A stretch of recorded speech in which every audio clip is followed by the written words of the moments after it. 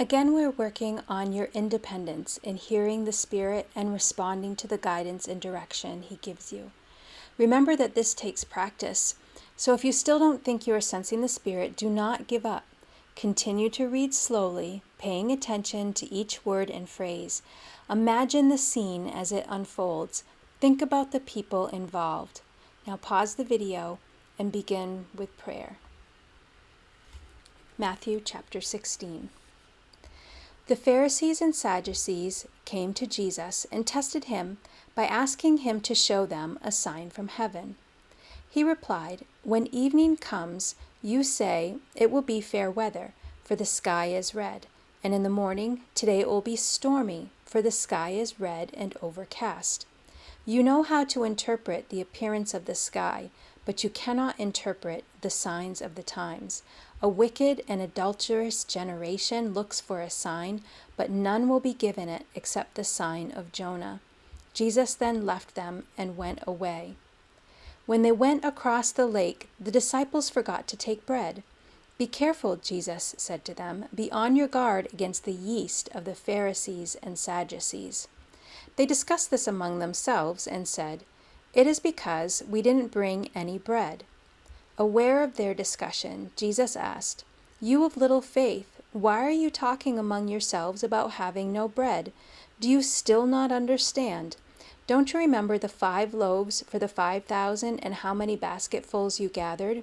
Or the 7 loaves for the 4,000 and how many basketfuls you gathered? How is it you don't understand that I was not talking to you about bread? But be on your guard against the yeast of the Pharisees and Sadducees."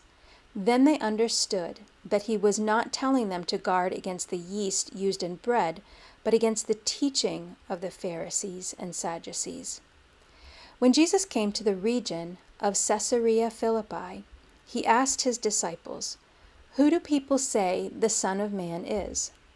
They replied, "Some say John the Baptist, others say Elijah, and still others Jeremiah or one of the prophets." "But what about you?" he asked. "Who do you say I am?" Simon Peter answered, "You are the Messiah, the Son of the living God." Jesus replied, "Blessed are you, Simon, son of Jonah, for this was not revealed to you by flesh and blood, but by my Father in heaven. And I tell you that you are Peter, and on this rock I will build my church, and the gates of Hades will not overcome it. I will give you the keys of the kingdom of heaven. Whatever you bind on earth will be bound in heaven, and whatever you loose on earth will be loosed in heaven." Then he ordered his disciples not to tell anyone that he was the Messiah.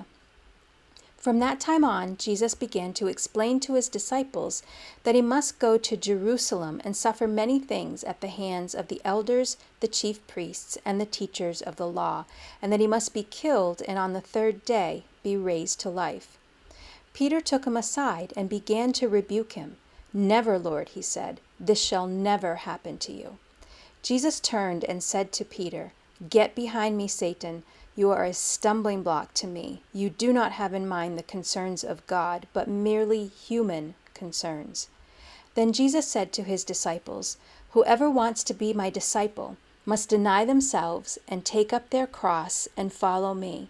For whoever wants to save their life will lose it, but whoever loses their life for me will find it. What good will it be for someone to gain the whole world, yet forfeit their soul? Or what can anyone give in exchange for their soul?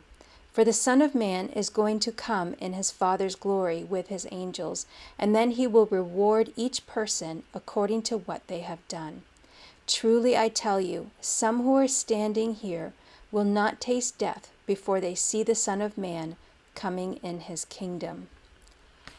A suggestion for meditation is to reread verses 13 through 23. But imagine being in Peter's place. How much do you believe your own declaration? What does it mean to you? How do you feel about Jesus' praise and the name he has given you?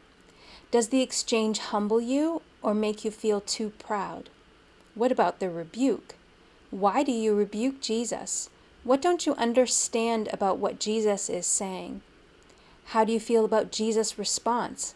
Are you hurt or embarrassed? Do you feel taken down a notch?